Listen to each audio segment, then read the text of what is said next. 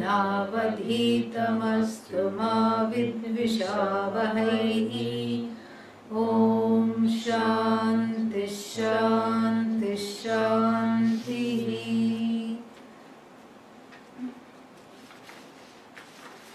Kleshodhikaratarasteşam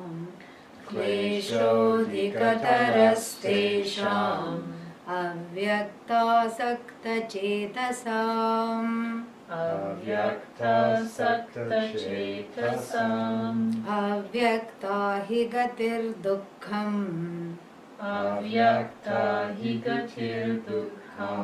dehavadbhiravapyate. Yeah, so kleshaha, the affliction or the difficulty is greater than who? Than the karma yogis. Then already you know, as though karma yoga is not bad enough, because karma yoga, I explained, it's so difficult to do, it's not easy. All actions are dedicated to Bhagavan, and you can only do what you have to do. All your desires are subservient. You're not always guided by what you what you want to do.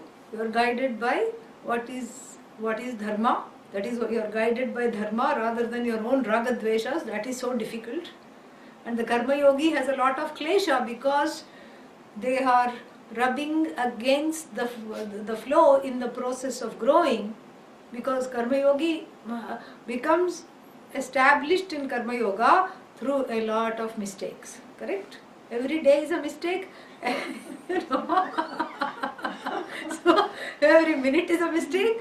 We stumble upon and walk all over the grace of Bhagavan, and and hope to be pardoned. That is what we do. Every minute is a mistake, and so this is the lot of the karma yogi who is just comes. Karma yoga comes with some basic instruction. Karma yoga comes with instructions, but how to be a karma yogi while living in this particular body, while living with these kinds of people, while having these kinds of children, while having this kind of a house, this kind of a job, this kind of a spouse. Those instructions are not tailor-made. They are general instructions. Dedicate everything to Bhagavan. Right? Try living my life for one day. Then you'll see how difficult it is to dedicate. Dedicate everything to Bhagavan. And then do what you have to do. Easy enough to say do what you have to do.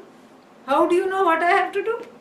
Everybody will say, what should I do? This becomes a problem.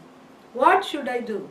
And always one is at the mouth of two choices, each of which have dire consequences. If I go this way, there is a ditch. If I go this way, there is a cliff.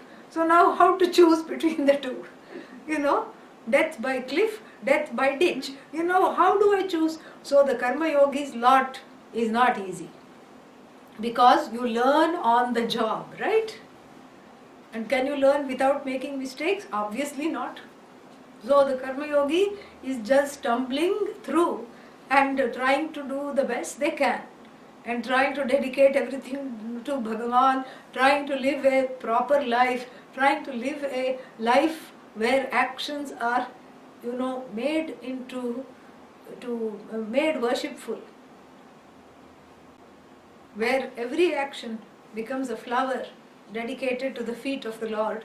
So that is what the karma yogi is struggling to do. So the karma yoga, life of karma yoga is not a piece of cake. It is full of klesha. If you think that, and if you say, I want an easy way out, forget this dedicating to Bhagavan business. I want to zoom to the formless.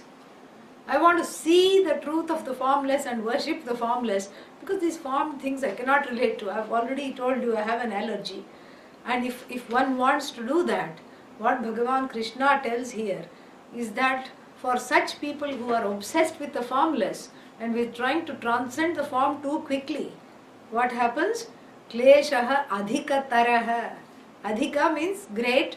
Adhikataraha means the affliction for such people is greater than the ones who are committed to a life of karma yoga. Why? That is explained in the second line.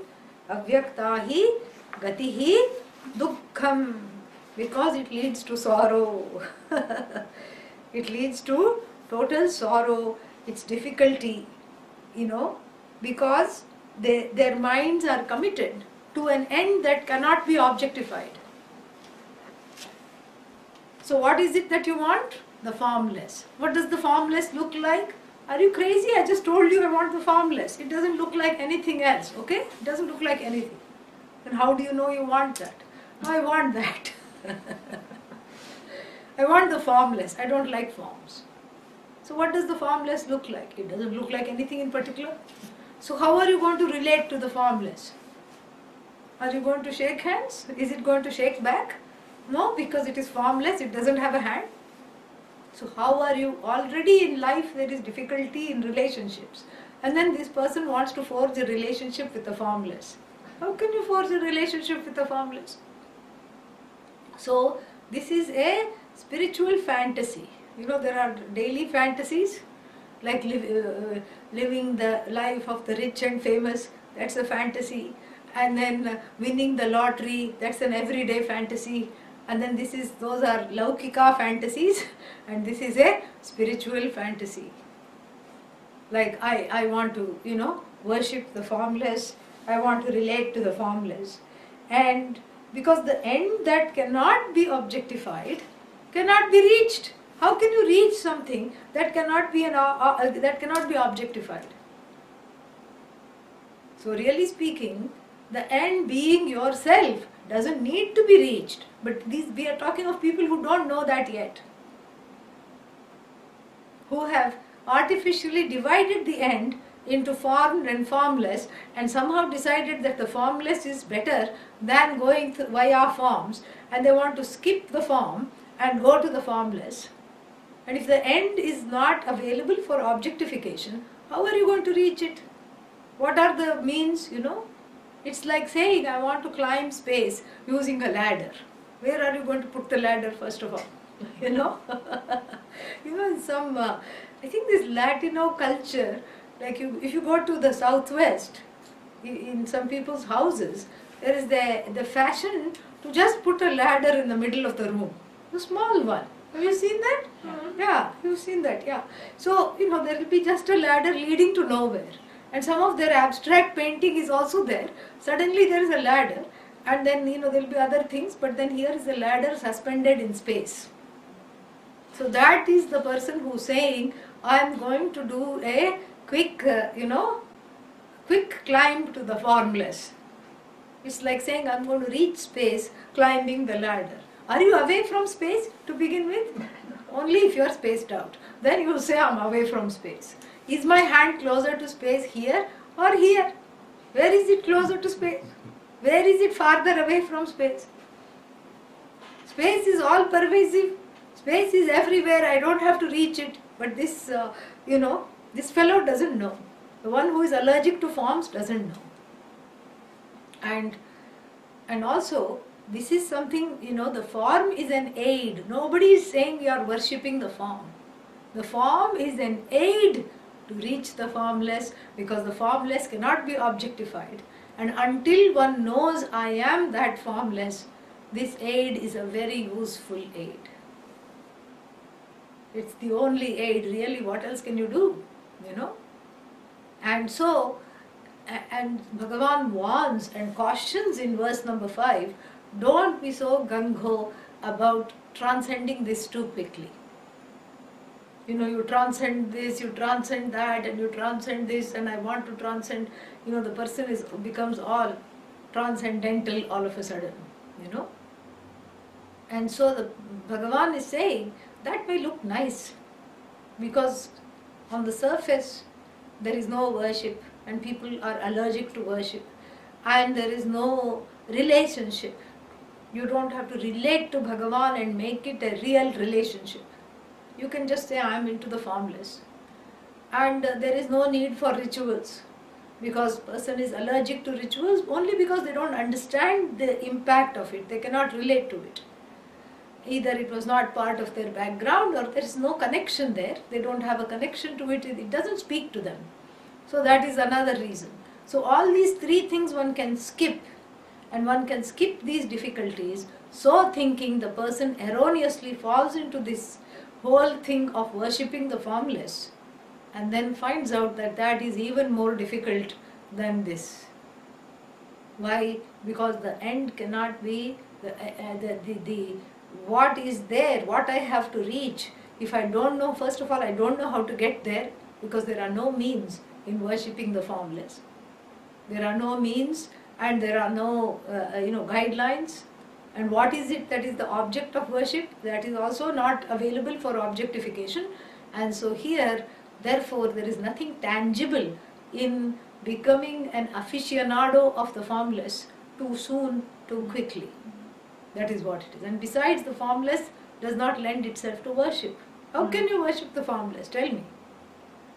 What are you going to do? You know, in Chidambaram, in South India, there is a temple in a place called Chidambaram, where, one of the 5 elements, space, is seen as an incarnation of Bhagavan. And then they say that there is a rahasya. Rahasya means a great secret. And you don't know that, and then when you go to the sanctum, there is a garland suspended in space. Because how can you garland space, really? So, because space is seen as a manifestation of Bhagavan, of Ishvara, and that is what is worshipped there. Bhagavan as space, very beautiful. So there at least, you can garland space, but here you cannot even garland the formless. So therefore, now let us look at why is there this asakti. Asakti means what? Obsession. This obsessive, compulsive behavior and thinking of being allergic to forms and wanting to go to the formless. Why is it there? There can be many reasons. I'm just going to dwell upon the general ones. Generally, it's an authority issue. Fear of authority. If the childhood had some issues with the authority figures, or the primary caregivers being neglectful or abusive in whatever form, then the child loses all trust. And therefore, when that, coupled with religious conditioning, that God is there, but God loves you, but be careful, these kinds of mixed messages about what God is. That God is some guy in the sky who has power over you. This kind of a religious conditioning, coupled with certain difficult or traumatic things in the childhood, makes one allergic to authority. And Bhagavan is seen not as God the Mother, God the Father, but as God Father. That is what it is. So it is basically my own adhyasa, my own transference of my own fears over someone who is in a position of authority. Therefore, it seems strange to relate to someone who is in authority, because behind that there is the severe fear that this person I cannot trust. This person I cannot develop a relationship, because this is a position of hierarchy. So who is developing the relationship? Isha or Anisha? Not Isha, Anisha.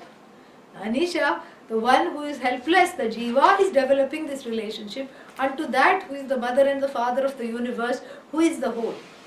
So in developing this relationship, if I have not resolved my own mother-father issues, I cannot develop this relationship. It becomes a big block, a severe block.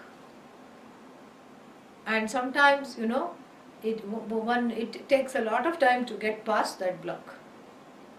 So this is what, Swamiji keeps talking about, settling accounts with Bhagavan. Because this is the only place where you can settle accounts. If you go and ask the mother and father, if they are available, you ask them, why did you treat me this way? Why did you do this? Why did you not buy me this when I wanted this? Why did you lie to me? Why did you deceive me? They won't even remember it. They won't remember it. Or they will say, we did this for your own good. Or they will say, we didn't do that, but from the child's mind you came to those wrong conclusions. Or they will say, you are over 21 now, why are you crying about that? What happened when you were 3? Get over it. That's what they are going to say.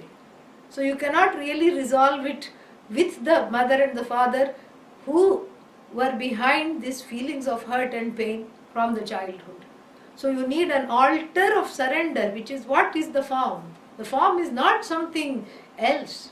You need an altar of surrender which becomes the recipient, the receptacle for all hurts, pains and sorrows, which becomes a therapist in a certain way.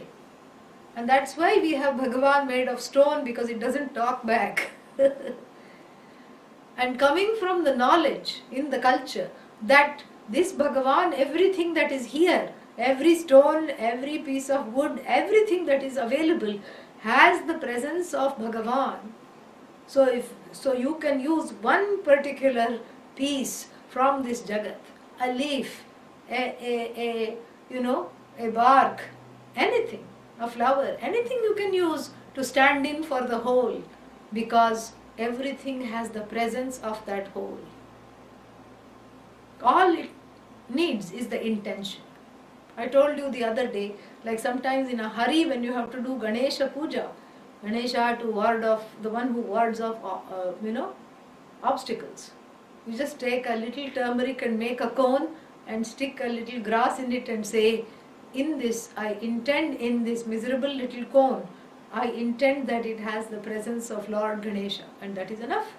Because Lord Ganesha is there in the turmeric. Or even if you can't find turmeric, a little clay, you make a little clay image, or not even image, you make a little clay lump and put it there and say, this is Ganesha. And it becomes Ganesha. Why? Because Ganesha is everywhere. And so the beauty of the tradition is the sophisticated understanding of Ishvara, where there is nothing which is a part. Everything is the whole. Even that we call a part is the whole. So you cannot take Ishvara apart, because in every part you find the whole. Purnamadaha, Purnamidam. That is whole, the cause is whole, the effect is whole. And when the effect came out of the cause, did it leave the cause fragmented? No, the cause is still whole. And is the effect fragmented? No, the effect is still whole. Both are whole. How can you have two wholes? Because it's an impartite whole. And it's an as though two, it's still one. It's two from the standpoint of the manifest universe. And the manifest universe is not devoid, is never, devoid of the manifester. So anything that you take becomes a stand-in. And generally we try not to take something that comes to an end quickly, like a flower. You can say, this flower is Bhagavan, no problem. In fact, I can put a flower on the flower and say Namaha, Namaha, Namaha. But then I'll feel sad tomorrow when it starts to wilt. Because if I have intended that this become my altar of surrender and tomorrow the flower looks like this, then I don't feel inspired to surrender. Correct? To a wilting flower. And so therefore we have forms that are made of stone, because the stone outlasts the person. Therefore we have stone, marble, anything that is there. And that's why since we have an idea of what Bhagavan should look like depending on our own idea, so all the faces are very beautiful to gaze at, because you don't want to gaze at a terrible looking Bhagavan. You don't want, no form will be frowning. Yeah. No form will be frowning. Any form you take, any icon you take will not be frowning. And this is the beautiful thing. It's so lovely to see this. And so you make that stone, whether it's Shivalinga, just a stone, you bring from the river, and then you say this form is, let it stand for all forms patted into this one form. The worship of the Linga, the Shivalinga, is the closest you come to the formless really, because it stands for all forms. Or you have a particular form. You have Dakshinamurti, you have Goddess, you have Ganesha, whatever is pleasing to you, because it's important that you have to relate to it. And then when you say, this is my altar of surrender, which has the power to alter me, when I say that consciously, and I develop a relationship with it, because it is alive, I have imbued it, I am the one who is making it alive for me, for my own spiritual psychotherapy. This is what it is. For the sake of my own spiritual psychotherapy, I deem this, I give this the breath of life, which is called Prana Pratishtha.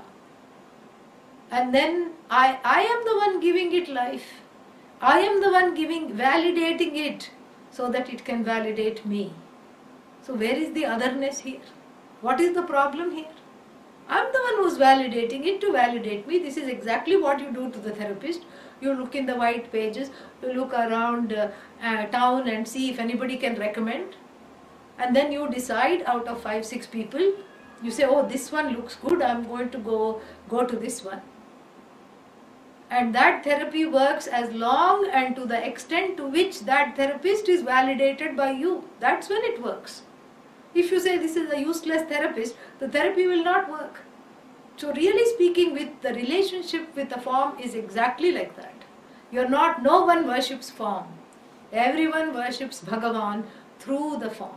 The form becomes a means. This we have to really understand.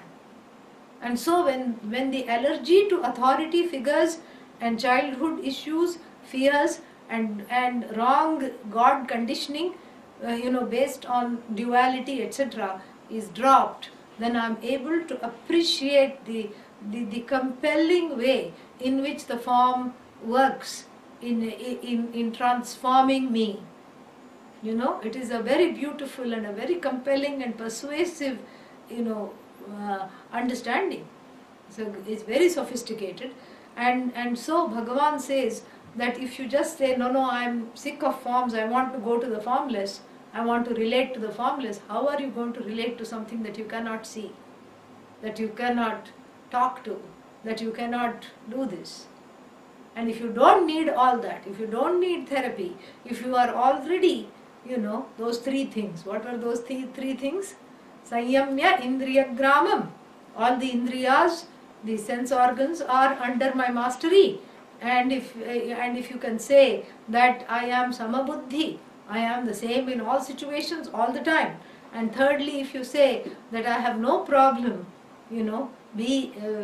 being one who always effortlessly thinks the well-being of others, then for you the form has finished its purpose. So the form is a stand-in for the formless, until which time the person is not ready for that formless.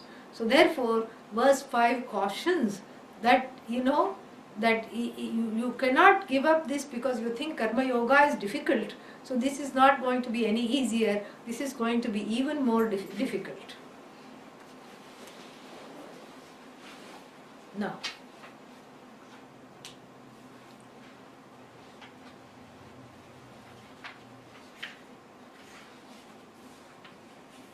six and 7 we'll read together. Ye tu sarvani karmani, ye tu sarvani karmani, mayi sanyasya matparaha, mayi sanyasya matparaha, ananyenaiva yogena, ananyenaiva yogena, mandhyayanta upasate, mandhyayanta upasate, teshamaham samudharta, teshamaham samudharta, mrityu samsara sagarat, mrityu samsara sagarat, bhavami nachirat partha, bhavami nachirat partha, maya veshita chetasam. maya veshita chestasam. It's like a train getting derailed. What is happening? What is happening with the chanting? It starts off and then it goes once again. Ye tu sarvani karmani, ye tu sarvani karmani, mayi sanyasya matparaha, mayi sanyasya matparaha, ananyenaiva yogena, ananyenaiva yogena, mandhyayanta upasate, Mam dhyayanta upasate. Teshamaham samudharta. Teshamaham samudharta. Mrityu samsara sagarat. Mrityu samsara sagara. Bhavami nachirat partha. Bhavami nachirat partha. Maya veshita chetasam. Maya veshita chetasam. Yeah. Ye tu. Now these two verses are together because those two verses described the Jnani, which 3 and 4. And now this is describing the ideal Karma Yogi, and what happens as a result of following Karma Yoga is given here. Ye tu, let us look at the verse. Those that, on the other hand, those upasate, mam dhyayanta upasate, worship me and think of me. Me here is not Krishna, but me here is Ishvara here. This has to be very clear. So, those who worship Ishvara and keeping Ishvara as the ultimate end. Ishvara means Bhagavan, not a particular form here. Because when Krishna talks in the Bhagavad Gita, it is not as himself. It is as that which is the source of everything. So, those who act and those who do all actions, sarvani karmani, those who surrender, sannyasya, having surrendered, having renounced all their actions, matparaha, keeping me in view, mam dhyayante upasate cha, those who worship me and keep me and meditate upon me, keeping me as the ultimate end, give up all their actions unto me. How? Ananyenaiva yogena. And what is this ananyenaiva yogena? Through a feeling or through the spirit of non-separateness. Yeah. Anya, separate. Ananya, non-separate. So what is this feeling of non-separateness? Here it means that having no other commitment other than Bhagavan. And also that Bhagavan is none other than the truth of myself that is in the process of being revealed. That feeling the one who has. Tesham, for them, what do? Samudharta, I am the savior. Very interesting word and a lot of discussion on this in the bhashya, in the commentaries. Tesham aham, for those people I am samudharta. I am the one who rescues them from what? Mrityu samsara sagarat. From the ocean of, what is this? From the ocean of what? Samsara. What kind of samsara? Fraught with mrityu. What is mrityu? Death. Fraught with death. Tesham aham samudharta. I am the rescuer and the lifter upper of what? Of those people who worship, who keep me as the ultimate end in view, and they have no other, they are not seeking anything else other than me, and who dedicate all their actions to me. For them I become the rescuer. I lift them out of the ocean of sorrow, the ocean of sorrow fraught with endings and death.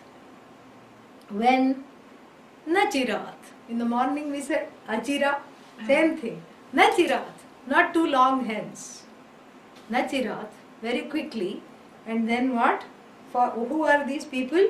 Mayi aveshita chetasam. For those whose minds are absorbed in me.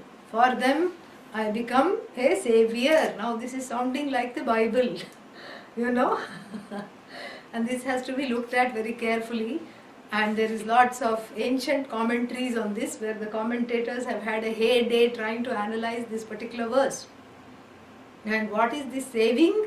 And if this is all that is necessary, is that Bhagavan saves from the ocean of despondency, then why do I need to spend all this time attending classes and pursuing self-knowledge? This is something, it's a very valid question. This is what was asked in Atlanta. If why doesn't God take care of the ignorance also? Why do I have to do something about it? And people get upset about it. Like, why should this be? I didn't choose to be born. I didn't ask to be born in ignorance. Who made ignorance? This is how they will talk. Who made ignorance? God made ignorance. And if God made everything and God also made ignorance, then why should I have to do something? I should just be able to pray and be devoted. And then Bhagavan should just come and just, swing low, sweet chariot and carry me, to this, to the truth of myself. This is what should happen, and it looks like that is what Bhagavan is saying, but no, here it is has a very involved meaning. Let us look at it carefully. So, yetu sarvani karmani. So, this is describing the regular and the ideal typical karma yogi. And who is this karma yogi? The karma yogi is the one who is dedicating all the actions to Bhagavan. What does this mean, dedicate all the actions to Bhagavan? Do not think of yourself as the actor, as the agent of action. Why? For the sake of your own sanity. Because as soon as you fall into the trap, it is indeed a trap of saying that I am the agent of my action, then immediately you will become critical of your action. You will say, I didn't do this properly. And that self-criticism leads to guilt. And so, if you are able to give up the agency, so what we do is hand over the agency to a proxy agent. Really, we think of Bhagavan as proxy. You are the proxy, really speaking. It's the other way around. But from the Karma Yogi standpoint, the Karma Yogi thinks I am the actor, but I am told to give up the actions unto Bhagavan, and so I will put the Bhagavan in between myself and the action and say, I am not the one doing it, oh Bhagavan, you are the actor. I dedicate this unto you. It's a conscious thought. So you don't take on the agency of an action. You don't take it on because you don't have, you cannot afford to take it on because it's fraught with all kinds of problems. As soon as you say I am the agent, you will not like what you did, and you will not like to be the recipient of the fruit of action, because you come under the mistaken spell thinking that you control the fruit of producing the fruit of your action. And this is a myth. As it is described in chapter 2, what does it say? What does Bhagavan say? Karmani eva adhikarahate ma phaleshu kadachana. You have a say over action. If I say clap, you can clap. You need not clap. You can clap differently. You can try to clap with one hand. You can do so many things. Because action is kartru tantram. It's based on free will. You can act in so many different ways. That's not the issue at all. But what is the problem here? The problem is we are not, these different ways of acting connected to the person who is the actor. That acting is, you are free to act. Because you can say, I am the actor, I choose with my free will. But what choice you have with the result of action? You do not produce the result of action. Think about it. You don't. Because you can control the variables that you can see.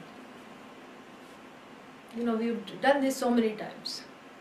Like you want to cross the road and catch the bus. You can look to the left, is anything coming? No. You can look to the right, if anything coming? No. But you cannot control the hidden variable. Sudden catch while crossing the road, leg grab. So many things can happen. And so the Thankfully, the outcome you don't control, but the outcome can only be of 4 varieties. And so it becomes easier to handle because you anticipate one of the 4 outcomes. What are the 4 varieties of outcomes? The outcome is exactly in keeping with my expectations. I want to cross the road, catch the bus. Number 1, I crossed the road, the bus I wanted came in time, immediately, and I crossed the road and caught the bus. Number 2, the outcome is slightly better than my expectation. What happens in that situation? Yeah, some friend comes. Why are you standing in this heat? Come in this AC car. I'll leave you where you need to go. Plus on the way we'll pick up some ice cream. Something happened. Some sudden stars, came, some punya fructified. Something wonderful happened. So you're happy that it happened. Outcome number 3, story of everyone's life.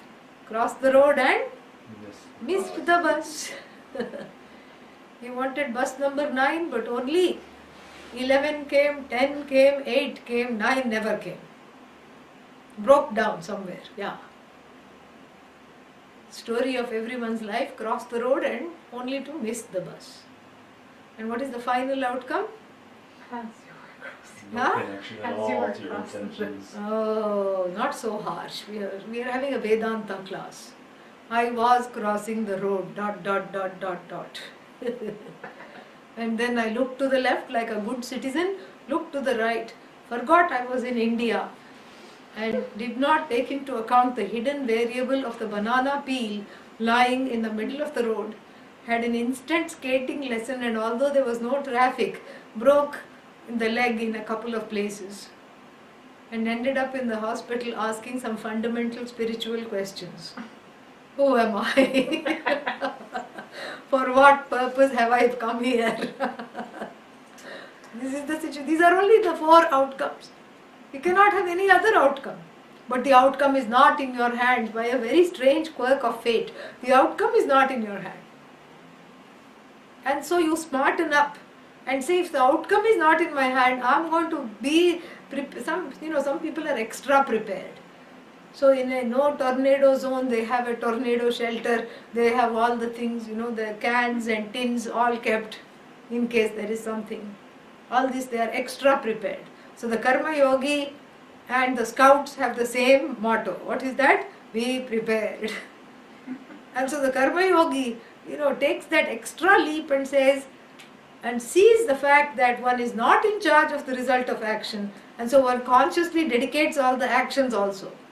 If I am not in charge of the results of action, how come I am in charge of the action? That too must be a myth. So I am going to smarten up and have a one-up, step on Bhagavan, even going to surprise Bhagavan. And how? By saying, you know what, I don't want the agency of my actions. Since you are not giving me any say over the results anyway, I am going to just dedicate everything to you. You be the stand-in actor, and that is why Bhagavan is driving Arjuna's chariot, because Arjuna made that decision. He said, I am not fighting you, you come. You be with me, even though you are not going to fight, you be with me. And that is how he ended up having Bhagavan on his side, that is why the last verse of the Bhagavad Gita says, Yatra Yogeshwarah Krishnah, Yatra Partho Dhanurdharah, Tatra Shri Vijayo Bhuti, Dhruvani Matir Mama, Dhruvaniti Matir Mama. This is what it says.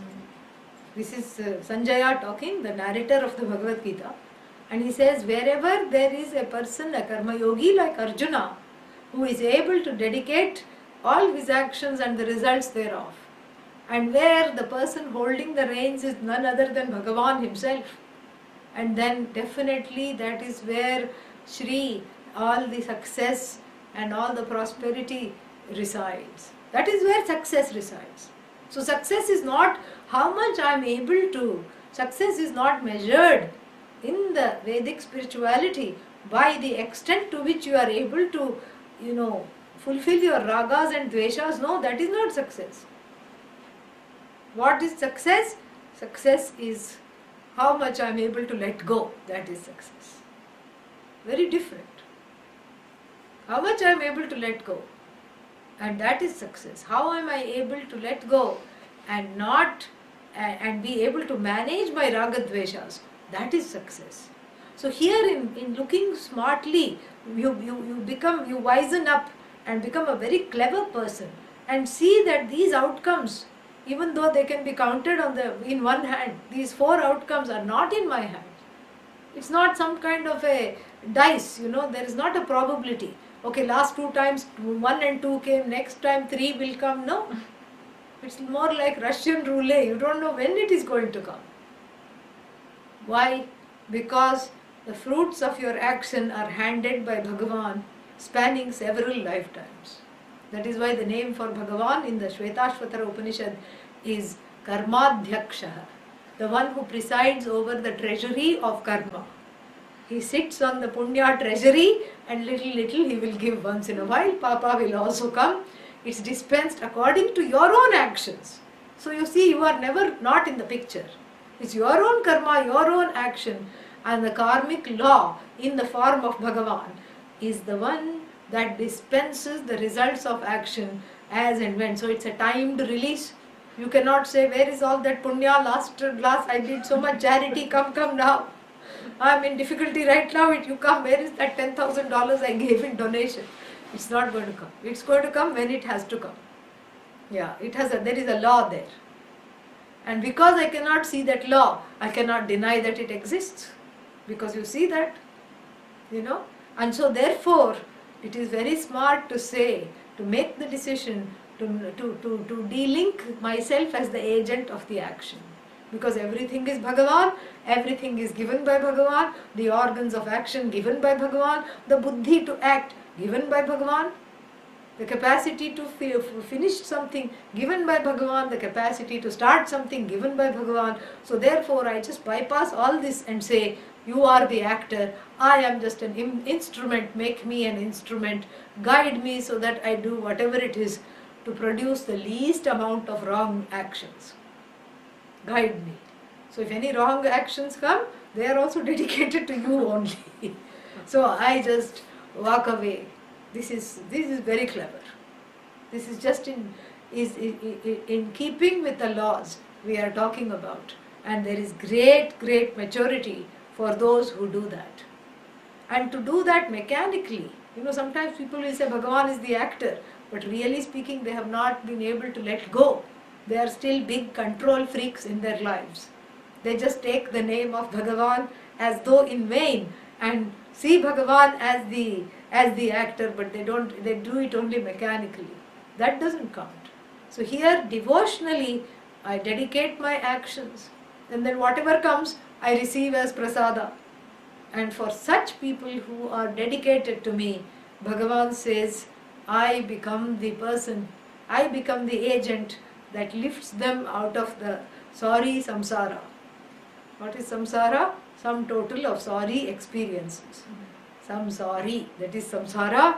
So one subject to samsara, samsari, and so I lift them out of samsara fraught with fearful things such as death. And what is that lifting and what does that look like? We will see tomorrow. Yeah. Om Purnamadah Purnamidam Purnat Purnamudachyate Purnasya Purnamadaya Purnameva Vashishyate. Om Shanti Shanti Shanti. Harihi Om Shri Gurubhyo Namaha. Harihi Om.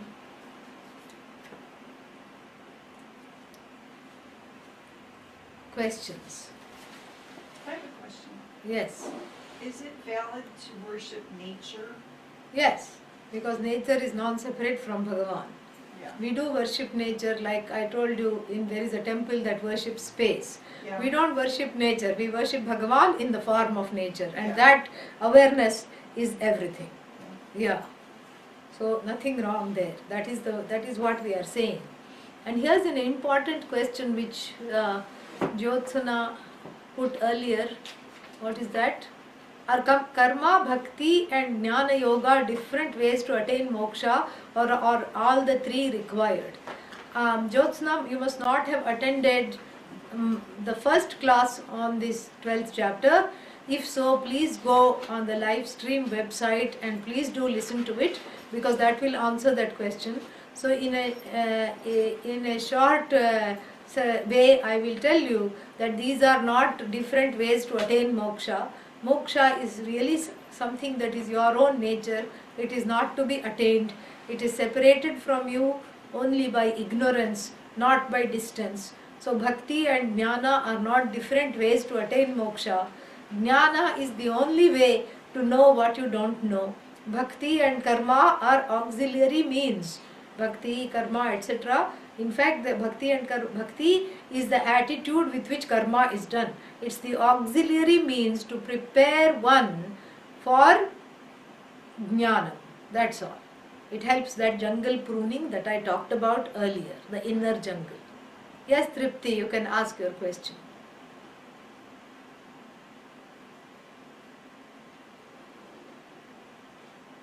Yes, namaste.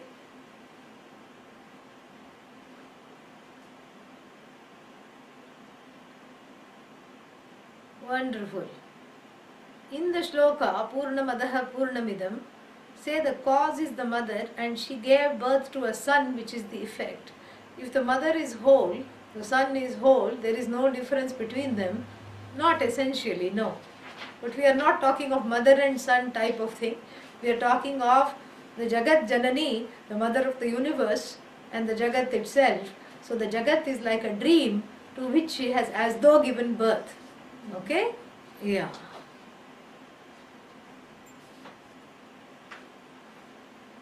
Karma and bhakti are for chitta shuddhi, to prepare for jnana yoga. Yes, karma and bhakti are not two separate things.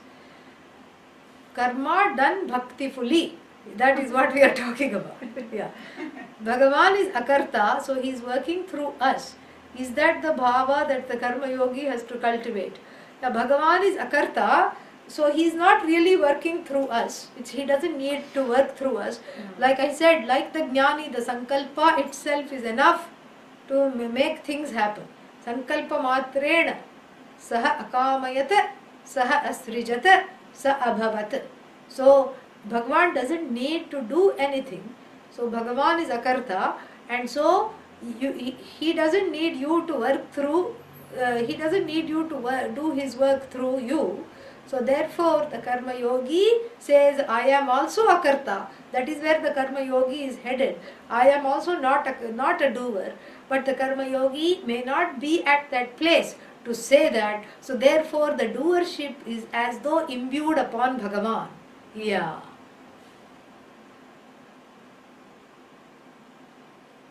How does one know that one is really surrendering to the altar while offering any action?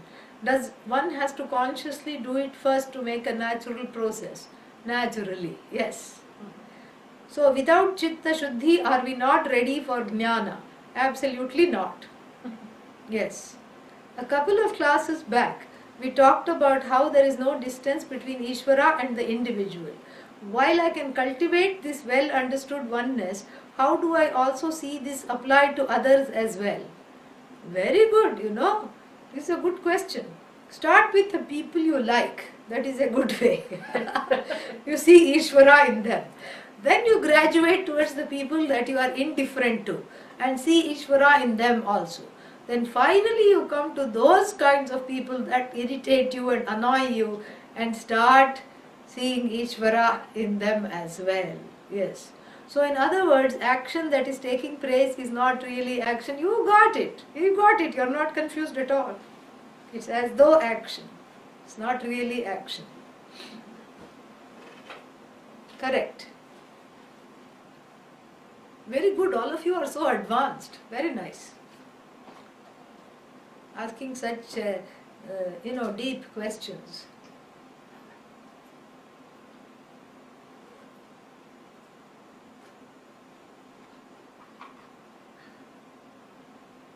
That's it?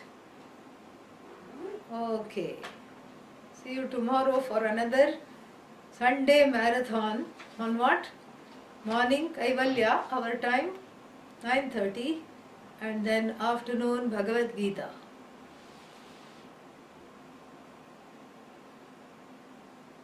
Om.